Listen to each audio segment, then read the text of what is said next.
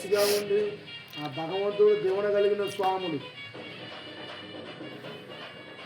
ఎంతో సంపాదించుంటారు, ఎంతో ఖర్చు పెట్టుంటారు. మనం ఒక దినమే ఆ శివయ్యకు పూస కొనుక్కొని కసువు కొనుక్కొని ఇవాళ అయ్యగారి పేరు మీద ఇవాళ ఒక కట్ట పూసన్న కొనేసుకొని సంతోషంగా దీవించిపోతాడుగా. అది అమ్మవారి వాళ్ళకి సంతానం దీవించి అమ్మవారి వాళ్ళకి సంతోషంగా కొడుకు అమ్మాయి పుడి వాళ్ళకి సంతోషంగా దేవుని పొందిపోతాడు. సంతోషంగా సంతోషం కలిగి వాళ్ళ సంతానం కలిగి వాళ్ళ చదువులు వాళ్ళ వ్యాపారాలు వాళ్ళ వచ్చేదావులు పోయేదావులు మంచిగా ఉండి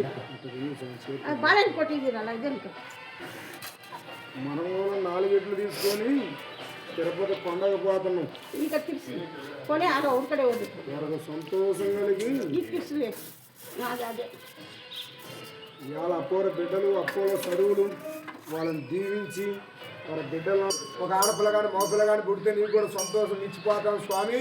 నేను తిరుపతి కొండకు పోతున్నాను, ఇవాళ కైనూరు అనితో స్వామికి కసువు అన్న కొనుక్కుంటాను, తిరుపతి కొండకు సంతోషంగా పోతున్నాను చెబుతున్న వారి బిడ్డలు వాళ్ళ పాపం వాళ్ళకి అనుకున్న కోరికలు కలిగి సంతోషం కలిగి ఉండాలంటున్నావు.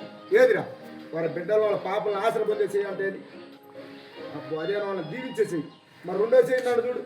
ఏదిరా శివయ్య మరి వీళ్ళందరూ తిరుపతి పోయి ఒక్కపోతు నుండి కొబ్బరికాయలు కొట్టి మాకు మగ పిల్లగాడు కొట్టాలని నమస్కారాలు పడుతుంట అలాగా అది వారు గోవిందు.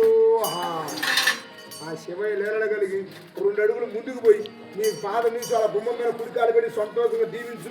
ఇవాళ కైనూరు ఎత్తులో స్వామి పోసుకొని వేసుకుండు అప్పుడు అలాగనేగా సంతోషంగా దీవించిపోతాడు. 4 ఎట్లు ముఠా పెద్దది మాది కూడా సంతోషంగా దీవించి వారి బిడ్డల వాళ్ళ పాపలను దీవించిపోతుండయాను. లక్షలు సంపాదించు లక్షలు ఖర్చు పెట్టుంటారు. మనం ఒక